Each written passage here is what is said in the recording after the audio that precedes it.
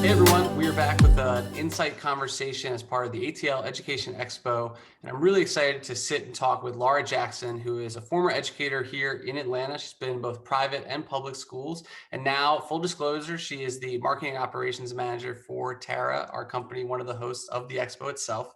Laura, thank you so much for taking the time to chat with me today. Of course, thanks for having me. So I really want to start with your backstory. Like, how did you get into education, and where did you end up teaching? Because I know you've taught in a couple spots here in the city of Atlanta, or I should say the broader metro area. And from there, we'll kind of dive in and out of, did it meet your expectations, and why in the world would you make a move into EdTech out of the classroom? So first and foremost, where did you start teaching? What got you into teaching in the first place? Yeah, so I got my undergrad degree at Georgia College in Milledgeville. Go Bobcats. It's funny because Georgia College doesn't have a football team, but we still pretend to participate like we do. And I kind of fell into a grad program there as well, and got my master's in education there. So I stayed an extra year in a very small town. And then I'm from Atlanta, so I knew that I wanted to come back. And the first school that I taught at was in Roswell. It's a private school. And I grew up in private schools, so it seemed like a very comfortable choice for me to spend the first 2 to 3 years of teaching. So that's where I started my career in education. And I taught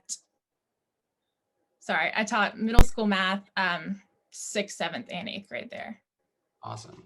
And so when you were studying to be a teacher, because we've talked with several folks who had a non-traditional pathway into education, and then several folks like yourself who had more of a traditional path where you trained to be an educator in college and got a master's.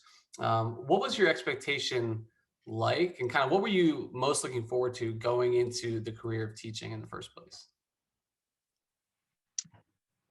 I remember being most excited about creating like really unique learning experiences for kids, and just to make them love learning again. Because I didn't have the best experience when I was in middle school and high school. I hated school. I thought it was boring, and I just wanted to shift that for my students. As far as expectations, I honestly feel like I didn't have any, and that might have been a problem. Why is that? Although teacher prep programs are great in some ways, I definitely didn't know what to expect.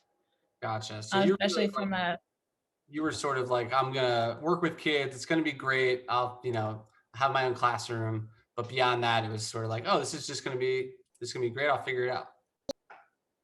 yeah, I had a very, very positive attitude going into it, and I definitely didn't foresee the challenges that I encountered along the way. Okay. What were some of those challenges? Definitely behavior management was something that I wasn't prepared for. I learned along the way.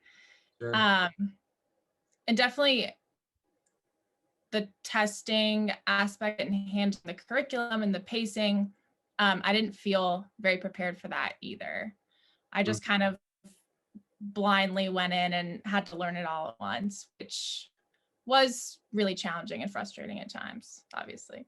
Gotcha. So in your prep programs, what did you learn? Like, what was the focus on? Because I've heard this a lot, right? It's like most people, it seems like the most common thing for any new teacher is to struggle with the initial classroom management, just understanding how to handle kids. A lot of us started out young too, so we're barely kids ourselves. And so did they not cover that in a traditional prep program, or did they cover it, but it wasn't necessarily like an applied setting, so you didn't get the practice? I think I learned a lot of jargon around, behavior management, and I took tests on different behaviors and how you're supposed to handle it. But in your own classroom, even if you have 12 kids or if you have 40 kids in a classroom, it's just completely different. And so I think it was the applied learning that I was missing. I mean, I did go through student teaching, but you have um, your main teacher in the room as well. So Right. you're actually not dealing with any behavior issues as a student Right. teacher. So that was definitely something that I had to learn and talk to people about. So you taught at this private school for, what did you say, 3 years? 3. Mm-hmm. And then you hopped over to a public school, traditional public school. Yes. Okay, so what was that? Tell me about that transition. Why, how was that private school experience? What were some of the highs and lows? And then ultimately, why the switch? Yeah. So the private school that I taught at had, and I actually realized this later because it was the first school that I taught at, so I didn't really know any other schools, Right. but they had a super supportive administration, and we got a lot of support from the counselors. Their social emotional learning was a focus, Mm, which was great. I eventually ended up leaving because I didn't have a lot of autonomy in the classroom. Like okay. I remember I wasn't allowed to play music when Ah, kids worked independently or at all, actually, most of the time. And so it's just little things like that. The structure of how I taught a lesson had to be the same, like pretty much every day. And that was across the board. And so I don't feel like I was challenged or growing as a teacher or kind of reaching my full potential there.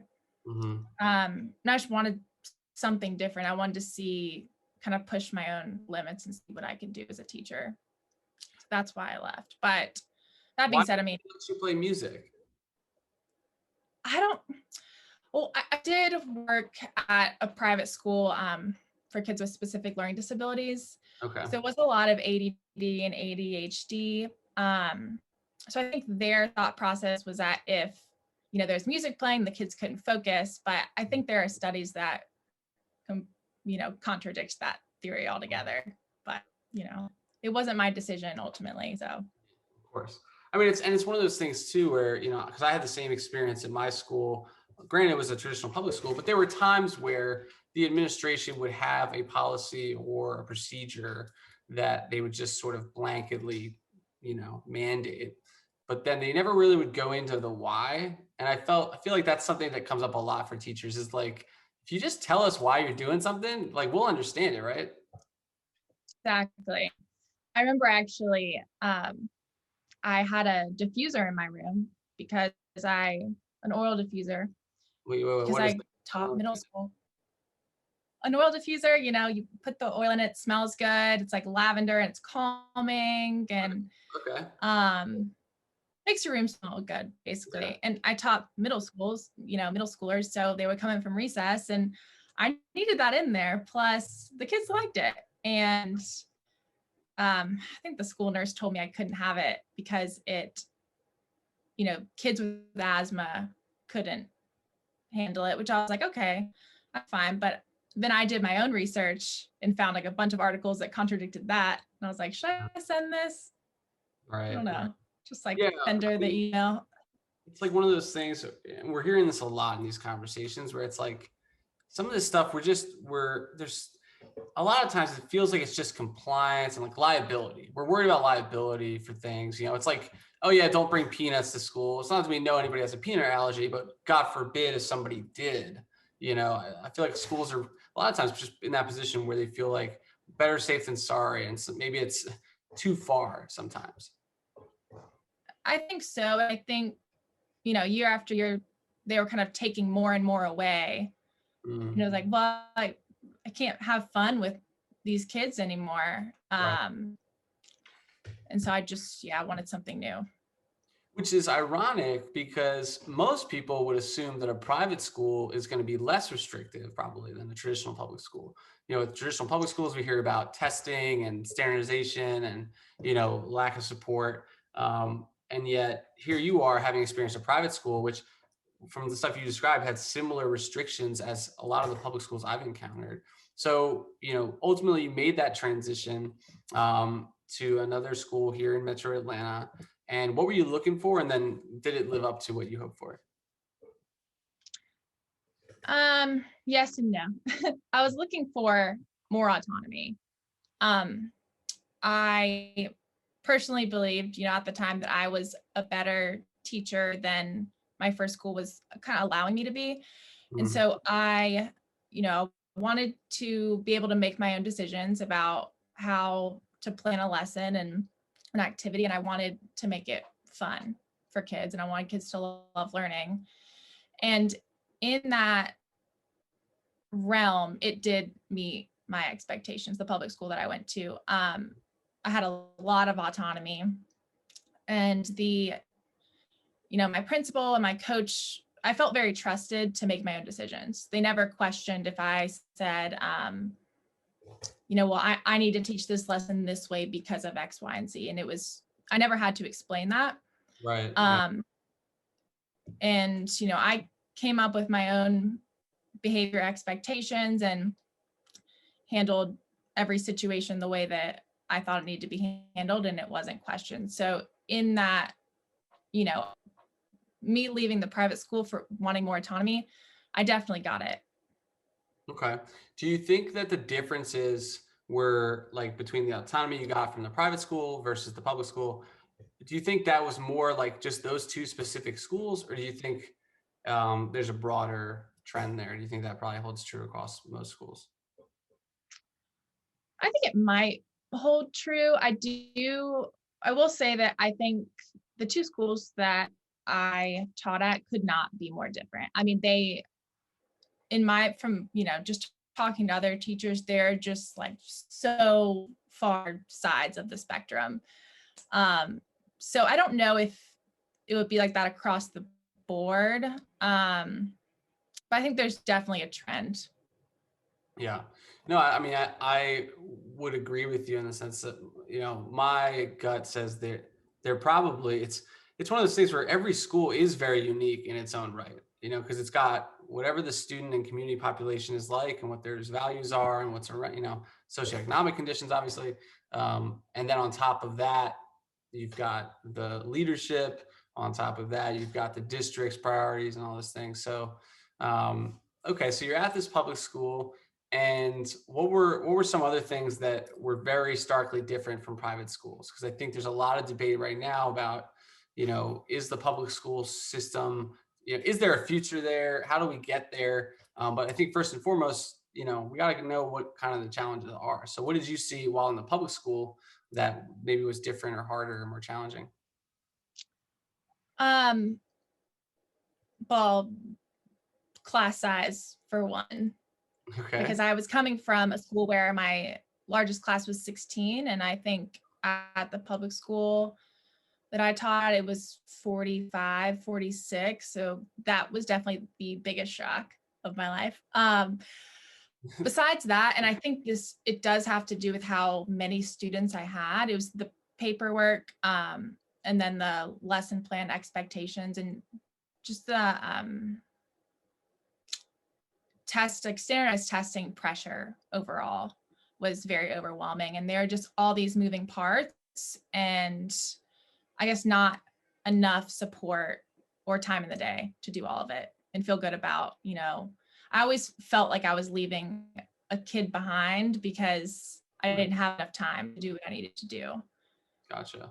So tell me more about the standardized testing pressure, because this, obviously we both know that this is a huge topic of conversation, has been for a while. And I do think that we don't dig in enough to how standardized tests actually impact your day-to-day planning and thought process as a teacher. Like most people think they're, end of the year, you got to take them, and how you do is like, it's really important. But I feel like most people don't understand how much that impacts your day to day. And apologies for the siren. There's something nearby. But tell me more about how that, knowing you had a standardized test, how would that impact your planning, your teaching, your whole process? Yeah, I mean, it pretty much impacted everything, every day, every collaborative planning period. I mean, the public school that I worked at, and I know this probably across the board too, they act like it's a direct reflection of how, good of a teacher you are. Mm. If you're a good teacher, your standardized test scores are going to be higher than everybody else. If you're not doing such a great job, your um, kids' test scores are going to be lower. And just the looking at the data over and over and over and having them compared to other teachers. Luckily, especially my first year at a public school, my standardized test scores were pretty good. But I think it's because I, obsessed over it for hours and hours a day. And I was pretty organized with how I remediated and planned lessons to make sure that kids, knew X, Y, and Z for the standardized test. But it's definitely an issue. How did it hold you back? I mean, because on the one hand, someone might listen to this and say, well, hey, the standardized test is how we measure the students' growth. And yeah, you pay attention and you had good results. So what's the problem? Like, why was it a problem to have this pressure? Well, because there's more that kids need to know and that teachers need to focus on besides, the state standards. There's so much more social emotional learning, teaching them actual life skills, current events. There's just so much more that we need to be doing in schools. And at the end of the day, you don't have time to do any of that because, on the days that you're not teaching a new lesson, well, that's a remediation day. We have to plan for a remediation day so that those standards that, they didn't meet the first time, well, we're going to go back and teach them again. So there was just no room for anything besides teaching standards. And that was kind of saddening, to see, because I didn't see that in private schools. So. Right. So do you feel like the standards weren't enough? Like, was it a low bar or was it just too restrictive or both? I just think it's too restrictive and it's too much of a focus. I don't think that it affects the teachers, it affects administrators, and it affects the kids too. I mean, to tell them, if you don't pass your standardized test, you're not going to the next grade. Right. Like in their head, that says, oh, Yeah. well, I'm smarter, I'm dumb. And Right. that's it. Just because, I can't or can add fractions or, whatever it is. Yeah. I think that there's just too much of a focus on it in schools and that we need to, kind of rip that veil down and put less pressure on ourselves and the kids. Yeah, I mean, that's one of the things that we talk probably not enough about, right? Is like the kids know about the tests. They understand the significance, right? And so they're sitting there not only like, judging themselves, but also believing that that's what success means too. And so, imagine a seventh grader not being able to move on to eighth grade. They don't look at that as like, oh, well, intellectually, I'm not ready to move on to the eighth grade, right? That's a life altering moment because now they're, different kids, thing. I remember like, I didn't get held back or anything in a grade, but anytime your social life is so powerful when you're that age, it's like it occupies your world. And the damage that you could do to somebody's psyche. I feel like we're not building kids up enough, right? Mm-hmm. I agree. I also just remembered a time when I guess one kid was like, can we just like learn how to like do our taxes today? Like, I just learn how to do something that I'm going to use in everyday life. And, unfortunately, I couldn't do that. I couldn't spend the day teaching them how to, calculate a tip when they go out to eat because, well, that wasn't the standard that I had to teach that day. Right, And then they would get behind and then my class would be behind, the other sixth grade classes. Mm-hmm. But we should be able to do that, Right. And the fact that they wanted it, it wasn't that I was just like, you need to learn how to calculate tip. They actually wanted it. They were asking for it. And yeah, that was just kind of eye-opening. Yeah, and I will say, full disclosure, that I was a world geography teacher and I didn't have it tested. My subject wasn't tested. So when kids said they want to learn something like that, I jumped at the chance because no teacher ever wants to pass up genuine intellectual curiosity. But as a math teacher, especially math and English are those subjects where the tests mean everything.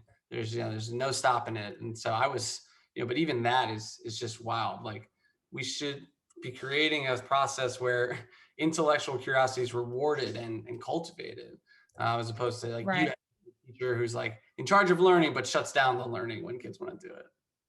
Right. Yeah. That, yeah.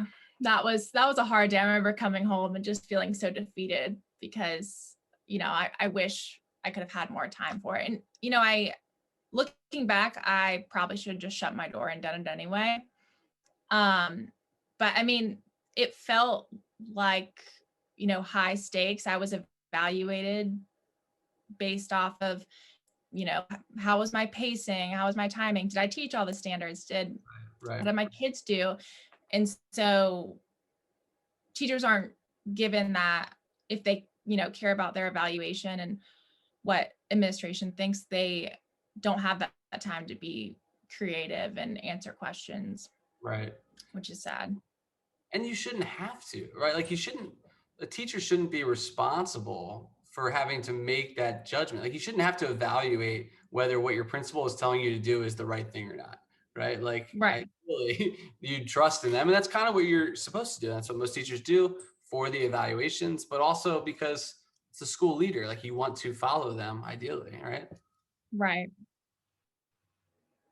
Okay, so Yeah. no, go ahead. And well, I was just about to say, because I'm not like bashing on either of my principals, Totally, yeah, um, either my schools, because they were great. But I also think that so much pressure is put on them, right, and then it just trickles down. yep. It just trickles down to assistant principal, to coach, to teacher, to student. And so we just got to go higher up, stop Yeah, it. yeah. People have been saying this the entire time we've been doing this. And when I was in the classroom, the same thing. It's the structures, not the people, right? The structures are creating this liability driven, compliance oriented culture where everyone's just trying to, do like cover their ass and make sure that yours is covered too. And it literally, one of the guests the other day, Mike Davis, he said we've eliminated all incentive to innovate. Like you actually are disincentivized to try new things. Like when you decide, oh, should we divert our lesson and talk about how to calculate tip? Your thought is not only, oh, we don't have time for that, but I actually might do worse personally, professionally, and they might do worse because of that, which again, just seems Mhm. like when you step back, seems like the opposite of what learning should be about. Okay, so I want to move forward and ask, so you were at a private school, and you're at a public school, and then ultimately you decided to leave the classroom but stay within education, and you joined our team here at Terra, and we are so grateful to have you. But Terra is a tech company. It's a startup, and so especially for all those teachers out there who are constantly thinking like, is teaching and school leadership the only pathway for me? Like, what ultimately led you to decide, you know what, I've had my experience in the classroom, I'd like to try something else? And why did you want to join a tech company of all things? Well, I met you, but Oh, thank you. so that's definitely what led me into the ed tech space. But you know, I I love education, I love teaching, and I love learning. So I never wanted to leave that space. And I knew that. But Yeah, I was definitely one of those people who thought that my only path was, okay, well, I'll probably be an instructional coach or have a master's. So maybe I'll move up as an assistant principal or something. And so I honestly, I never saw this for myself. But what I will say is that it feels really good to be creating solutions for teachers in schools that I've personally experienced the issues that they're experiencing. So I do right, have that lens, and it feels, as a teacher, you kind of feel helpless a lot. And in this role, I feel like I'm actively, creating strategies that can help teachers instead of just kind of sitting there like, well, I don't have a choice in this. There's nothing I can do. right. Um, and so that's been, the biggest plus for me. Yeah, I think you kind of shed light on another issue that because obviously the teaching profession is struggling right now. Teacher shortages, less people interested, more people leaving faster. Um, and I almost want to go as far to say that like what you describe, which we all feel, like you lose a sense of autonomy, you lose an alignment with purpose because of those decisions you have to make that sacrifice curiosity for testing. It's almost like this learned helplessness that comes with being a teacher, where you're literally just Mhm. reliving, I don't want to say a nightmare, but I'll say a nightmare because I can't think of a different word. You're kind of reliving this angst and those misalignments every day, and it just wears you out. I don't know if you remember this, but when I first started working with you, on the platform, it was like drilled into my brain and my psyche, like standards, testing, kids, Yeah. performing well. And I think you kind of called me out on it one day, Hmm. and I stopped. I was like, oh my gosh, what happened to me? Like, I got so used to that. And I was like, well, this is the way it is. So this is what learning is. And I honestly had to unlearn what Yeah. I learned, being a teacher in our education system, um, about how students should learn. Right. And that was happening too. Yeah, we all get stuck there, right? It's like we get stuck there thinking this is the way it is, so this is the way it has to be. When in reality, it's like this is the way it is, but what could it be is what we hope to ask, and what we try to do Right. here, and obviously what the expo is all about as well. Um, from a qualifications and preparation standpoint, and obviously we're a startup still, so you're doing all kinds of things. But I imagine there's some teachers who are going to watch this conversation who have aspirations of potentially going into education technology or other roles outside of the school itself. But we'll focus on the technology part. Did you feel like when this opportunity presented itself, you were like, did you feel like you could handle it? You were qualified, prepared, or did you just kind of be like, well, if he's stupid enough to give me the job, I guess we'll just like figure it out?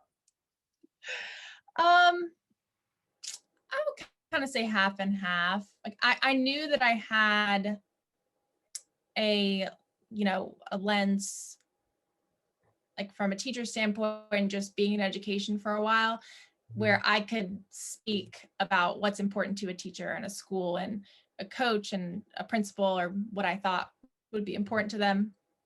And so I knew that I could contribute that way. As far as, specifically technology and being prepared, to work within a tech space, no. There are Right. lots of things, and, that I had to learn, and I'm still learning every day. Yeah. Um, A good transition for you. Do you like where you're at? I mean, do you feel like you've, at least from an education standpoint, do you feel like you've started to be able to recultivate that fire you initially had for getting into education in the first place? yes, absolutely. Um, I think the education space is an exciting place to be right now, because I think that people are kind of calling out the issues more than they ever were. Right. And especially with COVID and virtual learning, and there are just a lot of things going on right now. And I think it's the perfect time for change. I think something has to happen. So the fact that, I'm on the right side of it, and you and our company's on the right side of it, is really exciting. Well, we hope so, right? Okay, so let me ask you one more question before we get to the final question about the future of education. So if you had to give a piece of advice to teachers who are still in the classroom right now, but are maybe in that place where they've really like, they either lost the inspiration, or they're not really sure what they do next, or they want to do something else. Um, what would you say to those folks? What's a piece of advice, or even just like a first step that they might think about doing to try to make sense of where they're at? Um, I would say if they know that they still want to be in the classroom, um, to close their door Mhm. and not care so much, about, all the compliance duties that they have to do, and um, close the door and teach the way that your students need to be taught, which is something that I wish that I did more. Yeah. Um, I cared a lot about how I was evaluated, and, making administration happy and the school happy and the school looked good. And I wish I hadn't have cared so much about that. As far as teachers maybe that are trying to get out of the classroom, gosh, I never thought about that before. I don't know, do your research, try out maybe different like summer internships, summer jobs, and see if there's anything else in the education space that might be a good fit for you. Okay. Yeah, I think, I mean, it sounds like I love the close the door piece of advice. And just so anybody who watches this understands, we're not saying like go totally off book, right? But the idea here is that like, and every teacher knows this intuitively too, right? Like if you're able to teach in a way that's inspiring to you and exciting for the kids, you will get results, right? It doesn't have to be Right. the robotic, restricted, standardized way all of the time. So piece of advice one was close the door, and the second piece you said, which I'll add a little bit to, just because you and I work so closely together, is like, first and foremost, look around, because there is a lot out there. There's a lot of possibilities, Right. and maybe ignore position titles and all that, because like you're gonna think, oh, I'm a teacher, what do I qualify for? When you think about your skills as a teacher, you actually qualify for a lot, right? Your ability to manage. Managing one classroom alone is a lot more responsibility than a lot of folks get. Most jobs right now are just like Excel spreadsheets, PowerPoints, emailing, working with people, and teachers do so much more than that. So I feel like there's so many transferable Mm-hmm. skills that even you probably realize now you've been working with us that, you know, can apply to a business, a nonprofit, whatever, right? Mm-hmm. Okay, so the big question, the capstone question, which we ask everybody who comes through and does an insight conversation, is thinking ahead. You know, like good teachers, we want a backwards plan here. So if we're thinking about the year 2050, so about 30 years away, give or take, what do you think education should look like by then?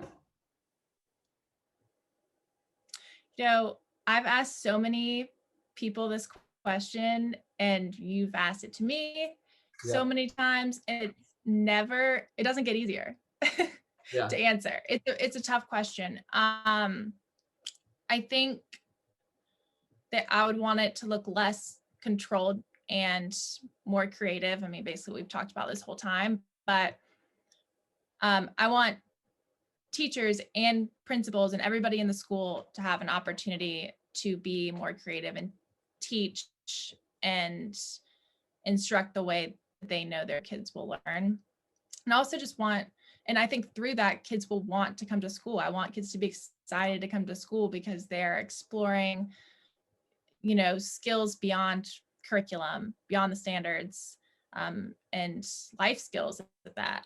I mean, I think we don't teach nearly enough life skills yeah.